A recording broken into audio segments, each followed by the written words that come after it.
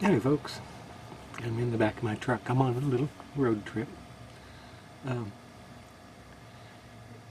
And the route I'm taking is not interstates. Makes it a lot more interesting.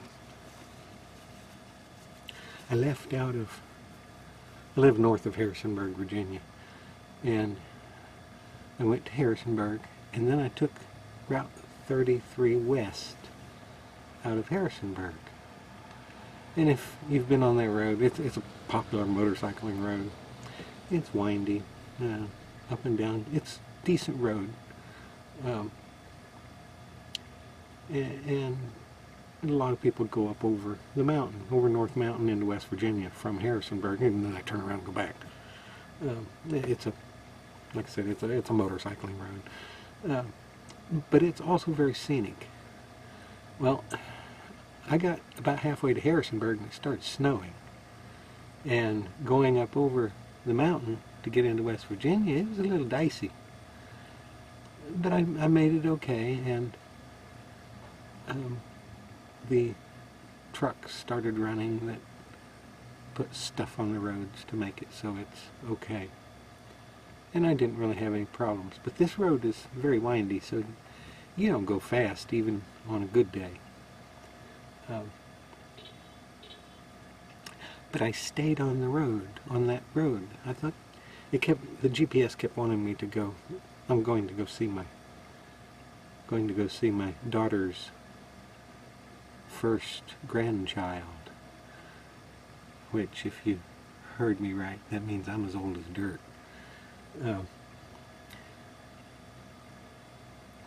And that's Missouri. And I've got plenty of time to get there, so I'm taking back roads. And coming across 33, I wasn't quite sure where I was at. And then I'm using iOverlander. It's an app that'll help you find places to spend the night. The last recommendation that it gave me was the Trans-Allegheny Insane Asylum. Now that's an entertaining place. And they said you can stay in the parking lot there. I've been in there as a tourist, and it's a creepy place. Staying in the parking lot, yeah, I would do that, but I don't think so. It was too early for me to stop anyway. So I keep going, and I lost my internet signal. And I plugged in what looked like the end of Route 33. Stanley, maybe? I forget the name of the town. And there's an interstate there where I can pick up that interstate and get a little closer back on track if I need to. I'll decide that tomorrow. But it was only less than 90 miles, and I ain't there yet. That's how windy and slow this road. I guess I'm averaging about 45 miles an hour. And it's not the weather, although the weather is a little dicey, not bad. But I saw some strange things. I think the strangest thing I saw, this is, I'm not sure how to describe it other than to say it's very rural, and there hasn't been a whole lot of modern, I shouldn't say modern conveniences, but it's an economically depressed area, is what I would call it, because you're driving along and you look at some of these places and there are people living in them, and some of them look fun, but they're pretty close to being shacks. But they've got them all dressed up sometimes, and sometimes they don't. Sometimes you don't know whether somebody's living in there or not. It's kind of like being at home and going down in the holler, back in the mountains, down that little gravel road, you know, and you get that way back in the holler. Only this is a paved road. So that was kind of interesting. But it was a fun drive. But the most interesting thing I saw was a place that looked like they towed cars, or maybe it was a salvage yard or something. And there was a SUV that had crashed. And it had a riding lawnmower stuck about halfway through the windshield.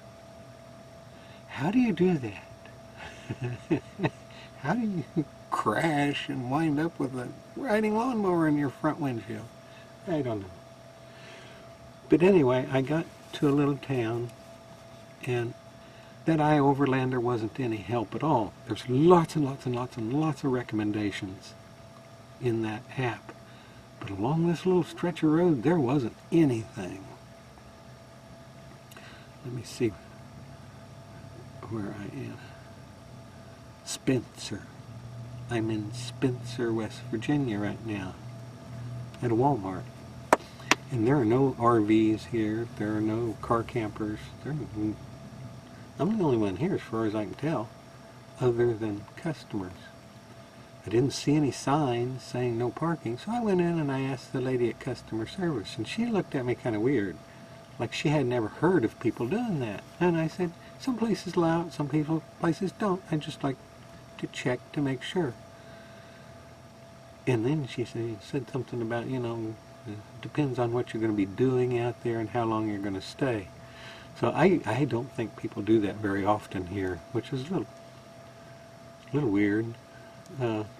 When I was walking up to the Walmart from parking, there was a man and a woman in a Jeep Cherokee or something like that, an old one. It was pretty beat up, and she's talking about.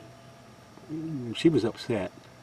She was talking about somebody bringing a rifle out and pointing it at her, and she took offense at that, She was telling the story. And I'm thinking, okay, I wonder how often that happens around here. But anyway, so I'm on this trip now, and it's kind of chilly. I was listening to the weather. I've got a little weather radio here. It's a Sea Crane is the brand, and the type is a CC Skywave. I don't know if you can still get it or not. I've had it for a few years. It's a pretty good little radio, and it takes 2 AA batteries. And it's got AM and FM, which I don't really care about too much. I suppose there could be circumstances where I would, but it's got weather radio on it. And you can sit there and surf through the 7 or so channels and get weather for the area. And I just go until I find the strongest signal, and then I figured that's close. They're talking about counties, and I don't know the counties here. I don't know where I'm at. They didn't say my town. They didn't say the town here. So the strongest signal is one I assume is closest, so that's probably the most accurate for this area. And it sounds like it's going to get down into the mid to low 20s tonight and tomorrow night, and messy weather, rainish, snowish. So I probably won't be going very quickly tomorrow again, but I'm having a good time. Having a little Alamos is the vineyard Malbec, and it's a Argentinian wine. Most of these Alamos are pretty good. I've had their Malbec before. They've got a different label than they used to. They've got a few wines. I like the South American wines. They're usually pretty good, and they're not nearly as expensive as,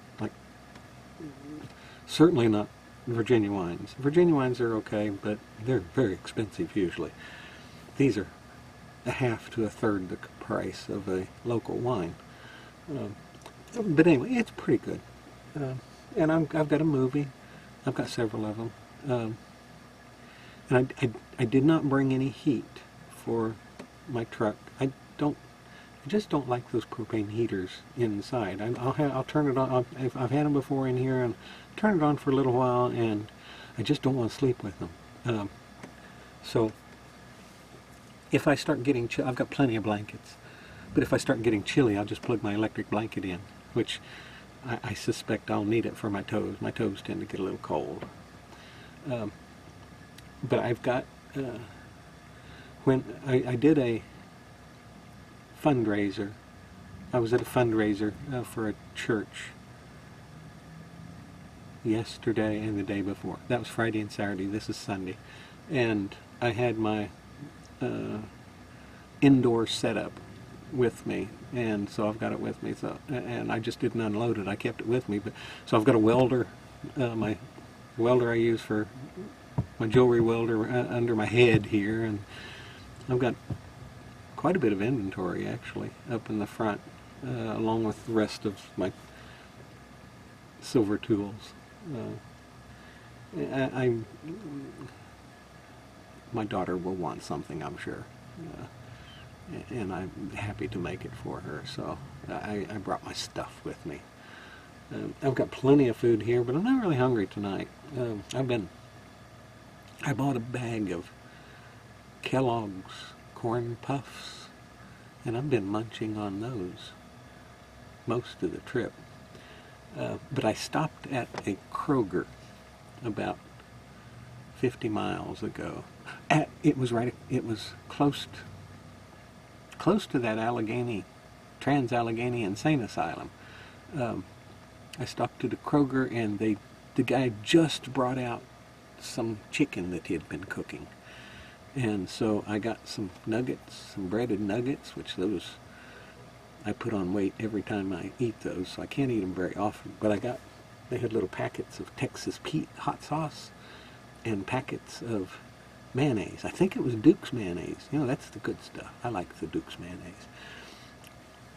And I sprinkled hot sauce all over those things, and I put the Duke's mayonnaise all over it while they're in the bag.